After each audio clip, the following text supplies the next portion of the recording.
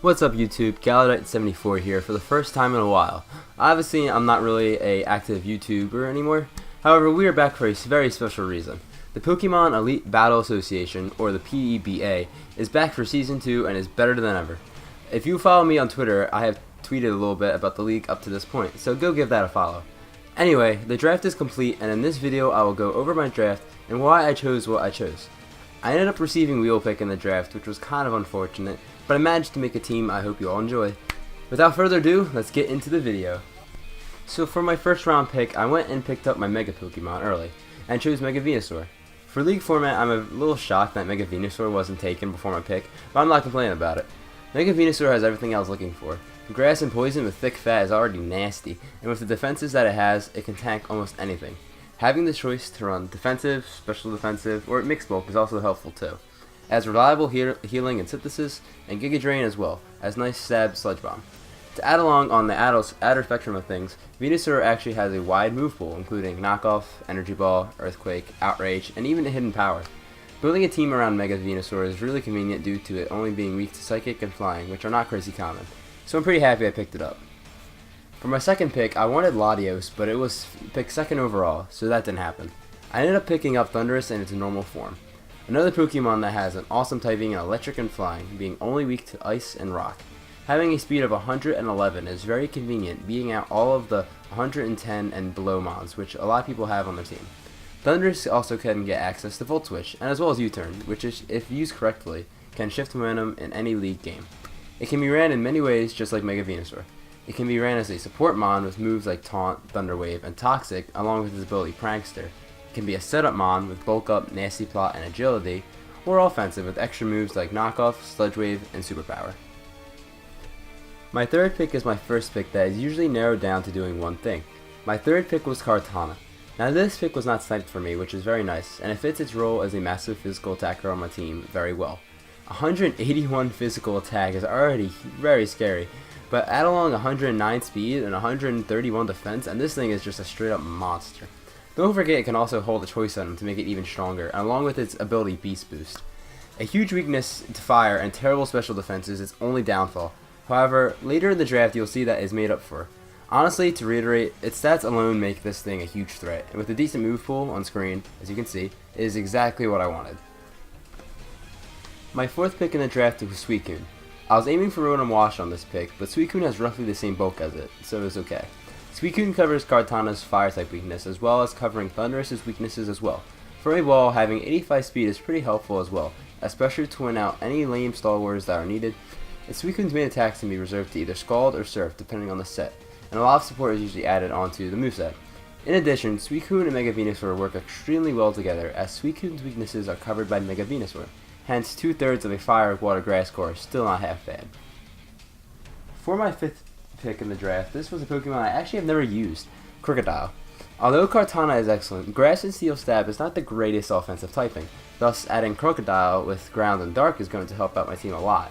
I'm a huge fan of big move pools, and Crocodile has just that with moves like Earthquake, Knockoff, Fire Fang, Superpower, Shadow Claw, Brick Break, and Outrage. 92 speed is not terrible, and Crocodile has the bulk to take most hits, especially since it has the ability Intimidate, which will help it out on the physical side. Crocodile also has Stealth Rock, which is good against teams weak to rock. Overall, I'm very excited to use this mon and see how well I do it, and I believe with this team, it will have a lot of favorable matchups.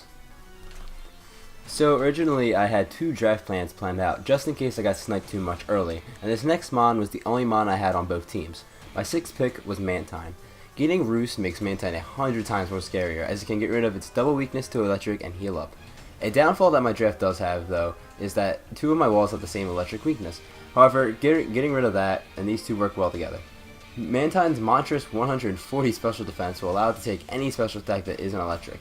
Even most rock special attacks won't kill, since most rock type attackers are physical anyway. Mantine can be very supportive with Defog, Roost, Tailwind, and Haze. It also has special options if it ever needs to attack, but its special defense is definitely what makes Mantine shine here, and I can't wait to use it. My seventh pick and my first Z-Mon is Gardevoir. Yes, don't worry Gallade, it's still the manager of the team, but Gardevoir is going to be the nice special attacking member of the team. I choose to have Gardevoir as one of my two Z-Mons because it has a wide move pool and its special attack is a solid 125. With this base stat, most Z moves will do solid, if not, one-shot many Pokemon, essentially. 115 special defense will also allow Gardevoir to tank special defensive moves that aren't Steel, Poison, or Ghost moves, which aren't crazy common. I also wanted to add a Fairy type somewhere on the team, and Gardevoir, for being this low in the tier list, has one of the highest special attacks with overall nice base stat. My 8th pick was one I had the longest time deciding since I originally didn't have this mon even in my mind. I decided to choose Doublade. Steel and Ghost is hands down one of the best, if not the best type in the game. Resisting a lot of types and having 3 immunities is insane. Though Doublade also has a whopping 150 defense with 110 physical attack, which is also amazing. The only hindrance Doublade has is that most times it has to carry Eviolite to make up for its terrible special defense. Doublade, however, is very good at using Gyro Ball with its bad speed, as well as having priority if it wants with Shadow Sneak. Overall, Doublade is also another physical wall to add to this team. My 9th pick and my second Z-Mon is the fighting type of the team, which is Sulk. Sulk is very similar to Gardevoir except on the physical side, with 125 physical attack, an even better move pool, and 2 very good abilities in Sturdy and Mold Breaker. Sturdy will guarantee me at least 1 hit off on someone, and Mold Breaker will allow Sulk to hit its Z move on Pokemon whose ability would usually neglect it. Its move pool is so large we're saying it would be too much, so the list is on screen right now. 85 speed is a good choice scarf range as well, and realistically, every team needs some type of fighting type for it to be at least a good team, and Sulk is my choice for this season. My 10th pick, getting near the end with the lower tiers, I chose Palossand, another ghost type, and wait, hold on. Can we just admire this shiny real quick? Literally the sexiest thing ever, just look at it. but anyway, Palossand is another Stealth Rock user that if Crocodile has a really bad matchup against the team, Palossand can attempt to fill a role. I'm aware it is a tier 5 Pokemon, so it has more disadvantages than advantages, but I still believe Palossand can be a very good defensive wall if put in the right situation. It also has reliable recovery and Shore Up. I don't really have much to say about Palossand, to be honest, besides this. My 11th and final pick, I wanted to meme so hard, but going back to earlier, I have 2/3 of a Fire Water Grass core. I ultimately decided to fill that last section by drafting a mon I had drafted before, but only used once, and that is Pyroar.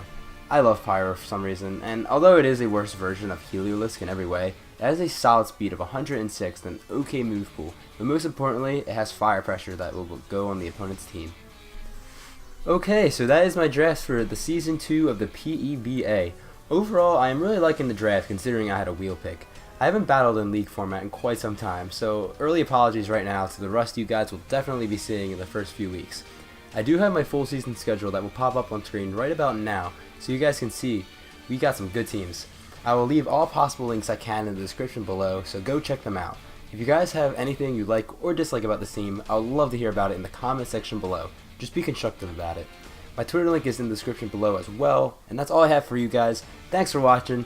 This is the Northside Nerverins Season 2, and I will see you guys during Week 1. Have a fantastic day.